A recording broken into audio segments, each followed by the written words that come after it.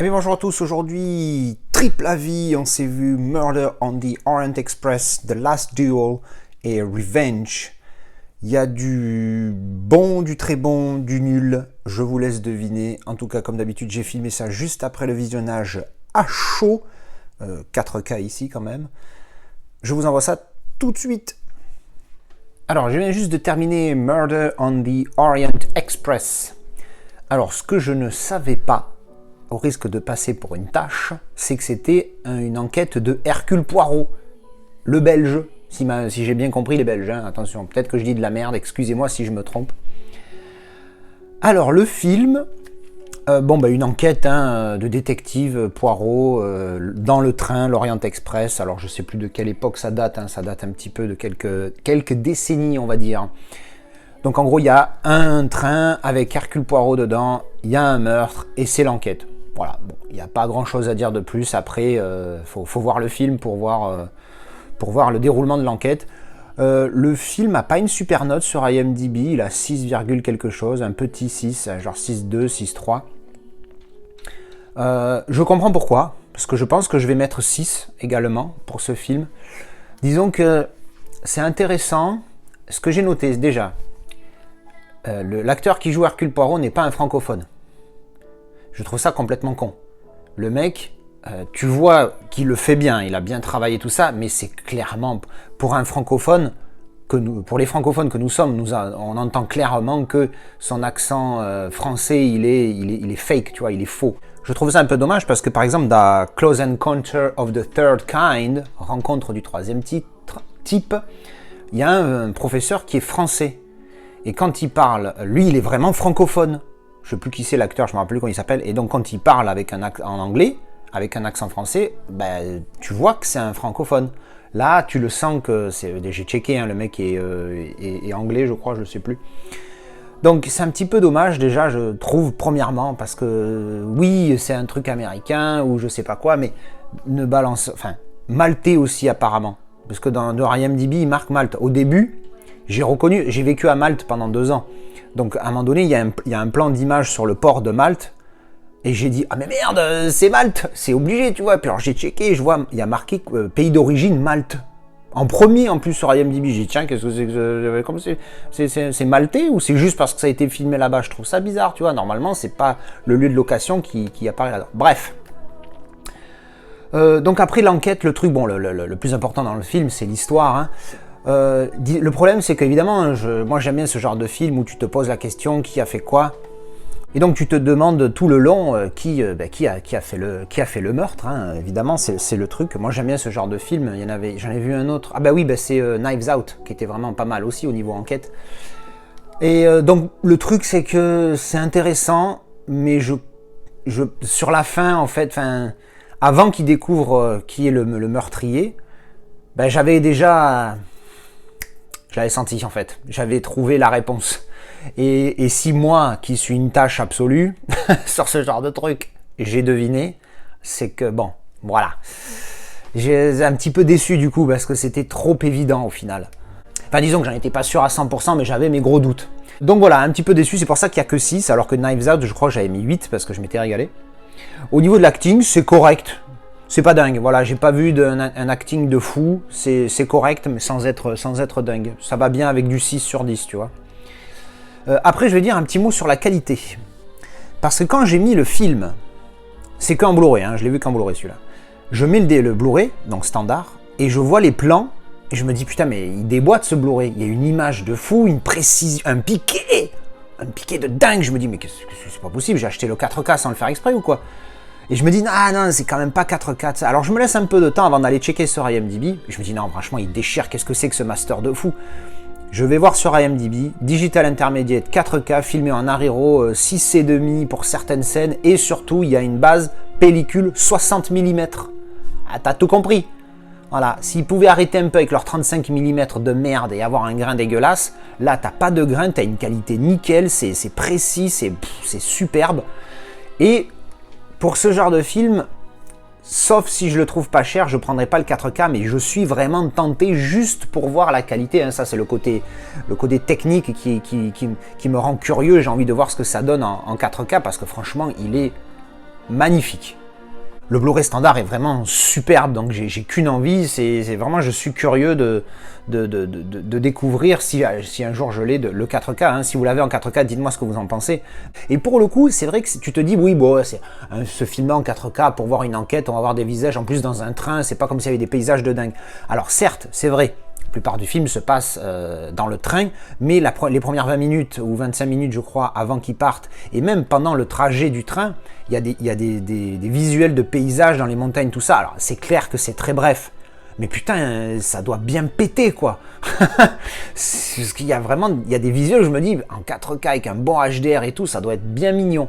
Si vous pouvez, aller direct au 4K, parce qu'il est vraiment, il doit être, hein, je sais plus, je l'ai pas vu, mais franchement, quand tu vois le Blu-ray, là, le Blu-ray, je mets 4,5, 5, je mets 5, voilà, parce qu'il est vraiment, le Blu-ray est juste superbe, quoi, il y a une précision, c'est un petit 5, hein, mais c'est quand même un 5 parce qu'il est vraiment magnifique, il est précis comme c'est pas permis, la colorimétrie est belle aussi, donc bon, voilà. Bref, ça c'était mon avis sur Murder on the Orient Express. Alors je viens juste de terminer The Last Duel.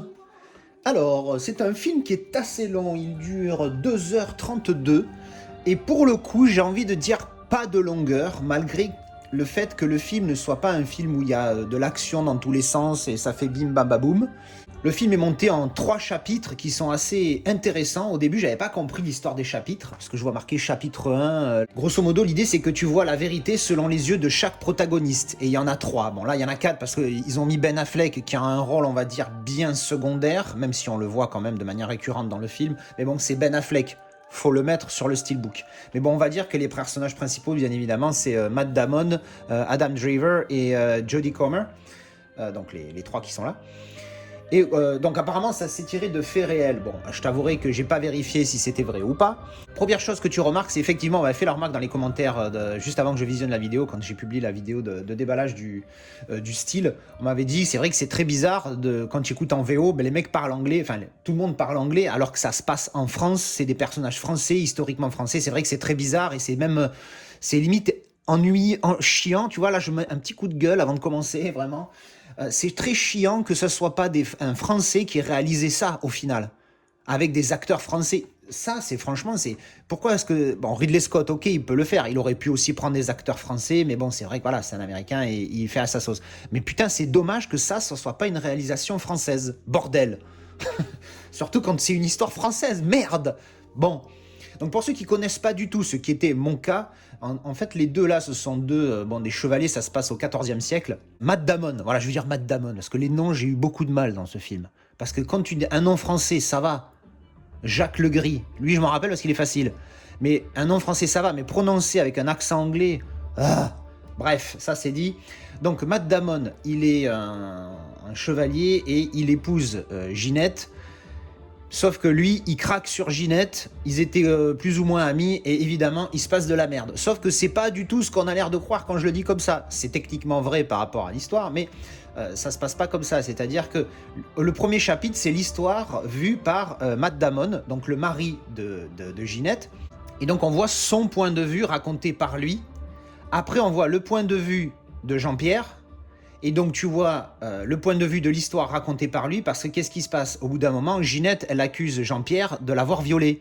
Et donc évidemment, tu as le point de vue de lui, le point de vue de lui, et le point de vue d'elle, qu'on voit en dernier. D'ailleurs, je ne vais pas y spoiler, mais faites très attention au moment où vous voyez marqué chapitre 3. Il faut bien être focus sur ce qui se passe à l'écran. C'est un petit détail, mais ça fait toute la différence. Donc c'est très intéressant, parce que du coup, tu vois les 3 points de vue, de Jean-Pierre, Baptiste et Ginette. Oui, je sais, je dis les prénoms à l'arrache. Et franchement, c'est pas mal fait, quoi. Parce que quand j'ai vu chapitre 2, le point de vue de Jean-Pierre, je me suis dit, mais... Ah ouais, putain, c'est vrai. Parce qu'évidemment, j'ai une mémoire de merde, donc je me rappelais plus ce qu'il avait écrit au début du chapitre 1. Et j'ai dit, ah oui, c'était la vérité vue selon Baptiste. Et là, la vérité vue selon Jean-Pierre. J'ai dit, oh putain, c'est super bien fait. Du coup, j'ai supputé qu'il allait avoir un chapitre 3, qui allait être ça. Et bon, c'est arrivé. Hein. Je suis un génie, je devine les choses. Et franchement, c'est pas mal.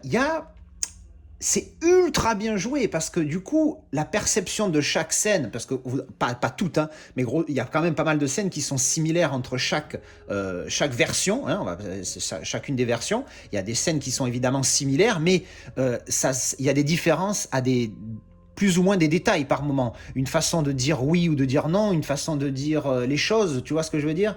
Ou tu te dis, ah oui, pour un simple détail, peut-être que lui l'a vraiment vu comme ça, peut-être que lui l'a vraiment vu comme ça, et peut-être qu'elle, elle l'a vu comme ça, alors qu'en fait, eux, ils le pensaient autrement. Enfin, tu vois, c'est un truc de fou. Suivant les points de vue, ça donne de la réflexion à avoir sur des situations. Si on a des situations, bon, évidemment, pas extrêmes dans ce genre-là, ça finit au duel, hein, parce que c'est le titre du film. C'est pas une situation aussi grave, évidemment, mais on peut relativiser dans nos vies à tous, de dire, merde, est-ce que la personne, moi je me suis embrouillé avec quelqu'un, quelle que soit la raison, où il y a eu un souci, comment la personne a vu la chose par rapport à ce que moi je l'ai vu. Peut-être qu'elle l'a vu différemment. J'ai besoin peut-être d'un avis extérieur. Comment toi tu l'as vu, tu vois, voilà, ça paraît idiot, mais au final, c'est pas mal. Et c'est bien joué parce que du coup, il fallait faire apparaître ces différences de scénarios suivant les versions. Et ça, j'avoue que c'était pas mal, hein, c'était pas mal fait. Donc bravo. La note, j'hésite encore. Je pense qu'objectivement, j'ai envie de mettre 8. Moi, j'ai aimé le film, mais j'ai pas adoré. Donc je pense que je vais mettre 7. Mais c'est un solide 7, hein. C'est un très bon film. Est-ce que je vais garder le style ou pas? Je sais pas, je réfléchis. Donc voilà, ça c'était pour le film que je vous recommande fortement, hein, si vous l'avez pas vu. Mais encore une fois, qu'est-ce que c'est? Du coup, j'avais dit que je comprenais, il y avait soi-disant une signification, L entre les deux épées. Bon, ben t'as tout compris, hein, quand t'as vu le film. Donc j'avais dit qu'est-ce que j'avais dit? Je sais plus. Donc oui, c'est un 4K. Alors, qu'est-ce que j'en ai pensé? Premièrement, pas de Dolby Vision. Donc en 4K HDR, qu'est-ce que j'en ai pensé avant comparatif? Avant comparatif, il est bon. J'ai même envie de dire qu'il est très bon, hein. Il est un niveau 4, il est filmé en 4K, DI 4K, tout ça, mais il est pas dingue, tu vois, il est pas en mode de décrochage de mâchoire. Il est pas en mode décrochage de mâchoire, je vais y arriver. Il est très bon, mais il y a un petit grain. Il n'est pas dénué de grain, mais c'est un petit grain qui, pour le coup, je dirais pas qu'il est bien. Hein. Attention, hein, loin de moi cette idée, je préférais qu'il n'y soit pas. Mais du coup, il n'est pas du tout dérangeant parce qu'il est très fin et tu le vois très peu.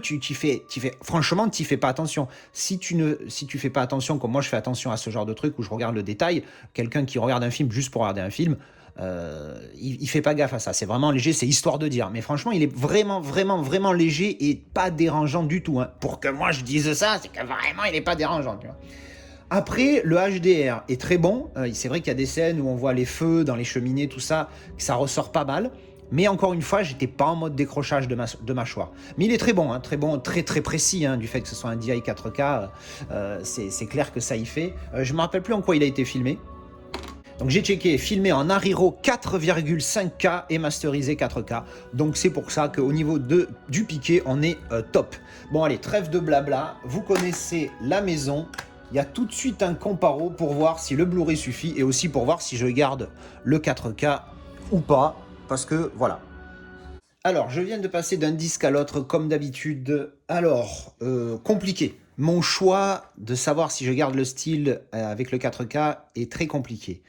Alors, le HDR fait encore une fois un travail de psychopathe. Je crois que c'est le chapitre 3 et le chapitre 7 quand il démarre. Chapitre 3, ils sont en train de discuter dans l'obscurité devant un feu de cheminée. Bon, laisse tomber, le 4K écrase le Blu-ray. Alors, c'est clair que pour des yeux inexpérimentés, ils vont te dire, oui, c'est pareil. Non, quand tu connais les différences, les techniques, les différences techniques, tu regardes vraiment, tu vois les flammes, les petits détails des murs, ce que le commun des mortels ne regarde pas. Tu vois que le 4K défonce, j'imagine même pas en Dolby Vision, ça aurait pu donner, défonce le Blu-ray, mais easy. Attention, le Blu-ray est très bon aussi. Il est très très bon, mais bon, il est au max du max. En termes de Blu-ray, c'est presque du 5 sur 5. Je mets pas plus parce que j'en ai pas assez vu. Il faudrait que je voie le film plus, tu vois. Sur le Blu-ray. Je vais mettre un 4,5 sur 5 pour le Blu-ray standard et je vais mettre la même note pour le 4K, 4,5 sur 5 pour le 4K. Voilà, c'est le 4K qui tourne. Vous voyez cette image-là, dès qu'il y a des petites bougies comme ça, la précision du HDR, c'est un truc de fou. Alors, je sais pas encore, j'ai pas pris ma décision, je vais réfléchir. Bon, j'avoue que le Steelbook me plaît, le 4K me plaît, je crois que celui-ci, je vais le garder. Parce que franchement, et en 4K, hein, j'entends, hein, je vais le garder en 4K, parce que je le trouve, le 4K est vraiment bon, le film est vraiment bon, et le Steelbook, je le trouve joli, je vais tout garder cette fois. Tant pis, il m'aura coûté 35 €, ça fait mal au cul. Mais celui-là, il mérite. Hein, voilà, je vous ai présenté la vidéo. Le film m'a plu, m'a diverti. Je vais le garder, c'est un bon film. Donc voilà, ben ça c'était mon avis pour The Last Duel. Un film que je vous recommande. Alors je viens juste de terminer Revenge. Alors, par où commencer? Ce film, j'ai envie d'en parler beaucoup et pas beaucoup en même temps. Alors, pas de spoil. Évidemment, pas de spoil de ma part. Mais par contre, je vais pas vous faire attendre. C'est de la merde. Voilà. J'ai pas aimé pour toute une tripotée de raisons et je vais énumérer. Parce qu'il y en avait tellement que j'ai commencé à prendre des notes sur l'iPad parce que je me suis dit, c'est pas possible, je vais oublier tellement il y a de trucs qui me foutent la haine. Enfin... foutre la haine, j'exagère. Mais il y a plein de trucs qui m'ont gonflé dans ce film, putain, mais c'est d'une... nom de Zeus, de putain de Zeus. Alors, c'est un revenge movie, le titre c'est Revenge. T'as compris. Donc jusque-là, ça va, tout va bien. Donc c'est un film francophone, déjà. Parce qu'au début, je cherche pour mettre en anglais, il n'y a pas d'anglais, qu'est-ce qui se passe? Puis après, j'ai vu que c'était un film franco-belge, alors j'ai dit, bon, ben ça va. Donc je regarde le film, donc c'est un film un revenge movie, donc un petit peu à la I Spit on Your Grave. Seulement, I Spit on Your Grave, le remake, le premier, mais le remake, hein, pas l'original, que j'avais pas aimé du tout. Le remake était très bien fait et tu avais ce que tu voulais. Tu avais un film où la personne qui morfle, elle se venge violemment. C'est excellent, c'est super bien. Enfin, excellent, je m'énerve. Mais c'est très bien fait. Là, c'est bidon. Déjà, tu as des plans qui sont filmés, qui sont totalement inutiles. Alors, je vais énumérer un petit peu. Hein. Je vais prendre ma liste et je vais vous dire ce que j'ai noté. Hein. Il y en a une tripotée sur l'iPad, je ne vais pas tout vous dire. Déjà, alors évidemment, hein, sans vouloir, voilà, trop, c'est pas un spoil, c'est au début. Hein. Grosso modo, Ginette, là, c'est la maîtresse d'un mec un peu riche. Ils vont dans une espèce de maison vers un désert, on dirait. Je sais pas où ça se passe, je me rappelle pas si c'est indiqué. Mais bon, grosso modo, donc c'est la maîtresse de ce gars-là. Ils couchent ensemble, tout ça, machin, bidule. Et le lendemain, il y a les deux potes du mec qui débarquent en avance. Et elle aurait dû être partie depuis. Sauf que le lendemain matin, la soirée se passe, ils délirent et tout, ils boivent des coups, machin, tout va bien. Le lendemain matin, le Bobby, l'amant, donc il se barre la matinée pour aller chercher je ne sais quoi. Et évidemment, il y a un des deux fils de Satan qui sont restés. Ben, il y en a un qui la viole. Et sinon, c'est pas drôle. Sinon, elle se venge de quoi? Parce que s'il la tue, elle peut pas se venger. Enfin, suis un petit peu, bordel. Donc il y en a un des deux qui la viole, et quand il rentre, bon bah évidemment, elle essaye de retrouver du réconfort sur le gars, son mec, le mec, lui, il lui donne pas trop de réconfort, et puis à un moment donné, il la laisse pour morte quasiment. Sauf qu'elle arrive à se sauver, tout ça. Alors déjà, rien que là, c'était déjà trop gros, tu vois. La manière dont il la pousse du haut d'une falaise. La fille, elle survit. Puis bon, je dis pas tout, parce que pour pas tout vous dévoiler, si vous voulez quand même voir le film. Mais bon, déjà, voilà, la manière dont elle survit. Bon, alors attends, je reprends. Donc déjà la scène de viol, malheureusement. La scène de viol, on n'y croit pas. Alors dans un sens, c'est pas plus mal, parce qu'au moins ça traumatise pas le psychologisme. Le psychologisme, c'est un nouveau mot, vous l'apprenez s'il vous plaît. Non, le mental ne pète pas un câble parce que tu vois pas une scène de viol réaliste. Donc dans un sens, j'aime bien ça. Tu vois, je l'avais noté comme un défaut, mais finalement c'est peut-être une bonne chose. Mais on n'y croit pas du tout, tu vois. On n'y croit pas dans le sens où, je dis pas qu'elle se laisse faire. On voit pas grand chose de la scène, hein, et heureusement encore une fois. Mais tu la vois pas... je sais pas, je ne suis pas une femme, et je ne me suis jamais fait agresser, donc je sais pas comment je me débattrais.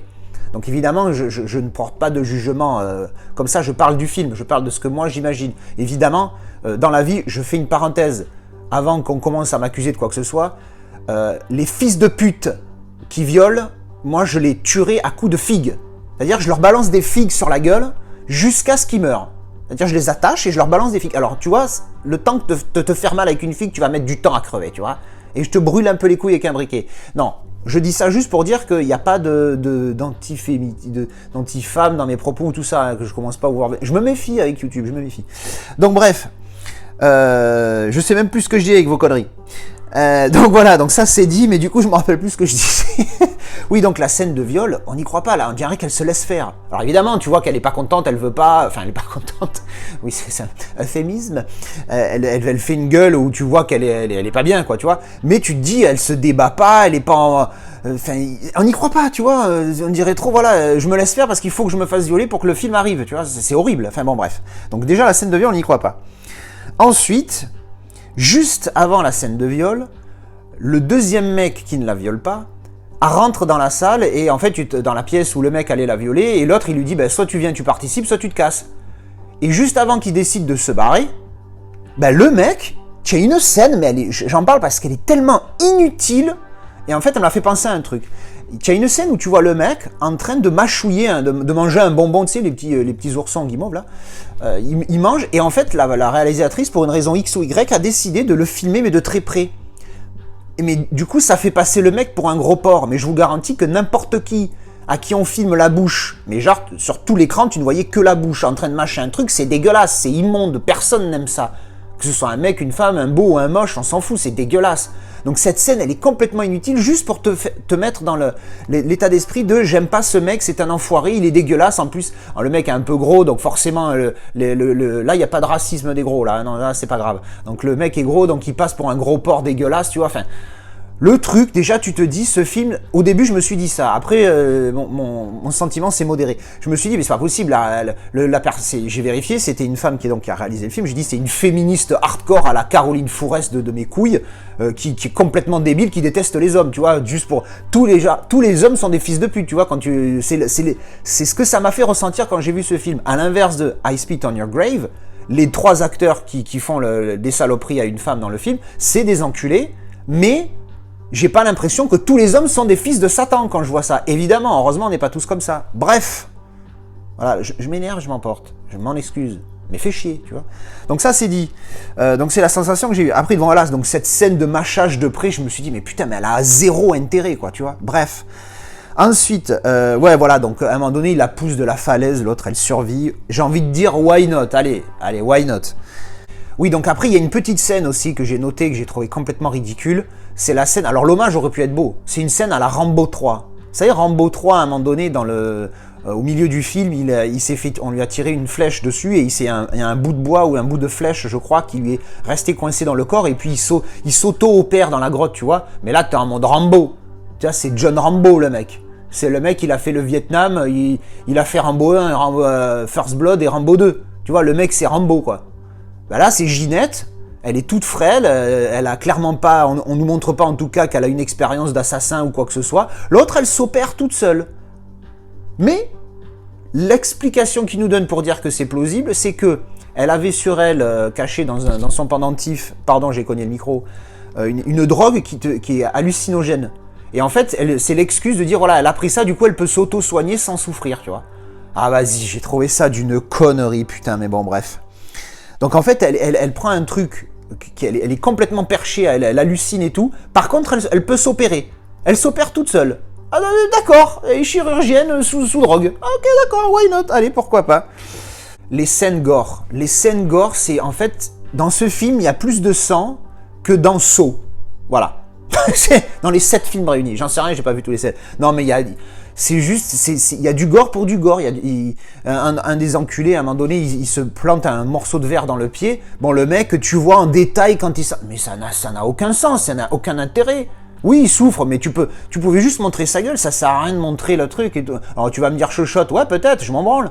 Mais c'est complètement inutile. Puis en plus, la scène, elle est trop longue. Ce film fait facilement 30 minutes de trop. Alors, enfin, il fait 1h40, mais j'ai envie de dire, il fait 1h40 de trop. Mais bon, ça, c'est autre chose. En fait, tout ce qui est voulu dans ce film pour donner une sensation de vengeance et de satisfaction de la vengeance, en fait, c'est raté, complet. C'est raté parce que c'est mal fait, c'est mal choisi, la mission, l'objectif de nous donner cette sensation de vengeance, elle est complètement foirée. Donc, pour un revenge movie qui s'appelle Revenge, j'ai envie de te dire, raté. Et donc, un dernier truc que j'ai quand même noté, c'est que, donc, il y a ce petit côté, tu sens que c'est une féministe qui a écrit ça hardcore, hein. C'est un petit peu comme les véganes, hein. Moi j'adore les véganes, sauf les extrémistes, hein. Comme pour tous les extrémistes, c'est toujours les cons qui pourrissent la cause. Ben là j'ai l'impression que c'est une féministe un petit peu hardcore, mais en même temps, tout le film, qu'est-ce qu'elle fait? Elle fait des plans où elle montre bien le corps de l'actrice. Attends, c'est quoi le délire? Il y a des scènes où tu lui montres voilà, tout son corps, où on lui voit bien le cul et tout, machin. Il y a des scènes, on va dire, évidentes, hein, j'ai oublié le terme que je vais employer, à un moment donné. Bref, ce film, c'est de la merde. T'as voulu faire un film de revenge, tu t'es foiré. C'est le seul film que j'ai vu de toi, d'après... Alors je te tutoie parce que je suis là, je suis énervé. Mais t'inquiète pas, c'est pas... Je te déteste, je m'excuse, je chie sur ton œuvre. Mais... Excuse-moi, voilà, c'est comme ça, je suis désolé, c'est comme ça. J'ai pas vu d'autres films de toi, ça se trouve, t'as fait des bons films, Caroline. Coralie, excuse-moi, je t'appelle Caroline comme l'autre connasse. Toi, je dis pas que t'es une connasse. Je dis juste que ce film-là, t'as foiré, voilà, excuse-moi. Non, voilà, le film est nul. L'objectif du film, il est foiré, tu n'as pas du tout les sensations, il y a du gore pour du gore c'est inutile, c'est mal fait, putain, c'est même pas super bien joué et tout, putain, en plus, oh là, j'ai trouvé, je vais mettre la note, je sais même pas s'il y a un truc que j'ai envie de garder de bien dans ce film, le clin d'œil à Rambo encore aurait pu être bien, mais c'est mal fait. Si, il y a un petit truc que j'ai bien aimé, c'est parce qu'en fait, elle se soigne avec une canette qu'elle a découpée, qu'elle met sur le feu, et donc ça a la cicatrice, tu vois, la chaleur du truc. Et sauf que ça fait un dessin, une espèce d'aigle, machin, qui ressemble beaucoup à un phénix, et donc ça fait le clin d'œil, oui, elle renaît comme le phénix. Ouais, non, d'accord, t'as raison, ça marche pas. Non, c'est de la merde, 1 sur 10. Voilà, j'ai essayé de trouver quelque chose pour mettre plus de 1. Cette vidéo est d'ailleurs déjà trop longue pour ce film tout pourri. Bref, voilà, j'ai pas du tout aimé ce film, 1 sur 10 pour le film. Il y a rien à sauver, voilà. Il y a franchement rien à sauver dans ce film, j'ai rien aimé. La qualité du Blu-ray, ça va. Voilà, le Blu-ray, bon, je vais mettre 2,5 sur 5, parce qu'il est bon, mais il est pas dingos, il manque un truc, ouais, 2, 3, c'est un peu trop. 2,5 sur 5, ça va, c'est du standard, pas dégueulasse, pas exceptionnel, voilà. Et bien voilà, ça c'était mon avis pour le Revenge de Coralie qui a foiré ce film. Et bien voilà, c'était mes avis sur ces 3 films. Dites-moi ce que vous en avez pensé. Si vous l'avez celui-là en 4K, dites-moi parce que je suis très curieux de voir s'il est aussi bon que ce que je pense. Dites-moi si je me suis planté complètement sur celui-là, mais franchement, enfin voilà quoi, bref. Voilà, dites-moi ce que vous en avez pensé en commentaire et je vous dis à une prochaine pour une vidéo avis ou déballage. À tchou tchou.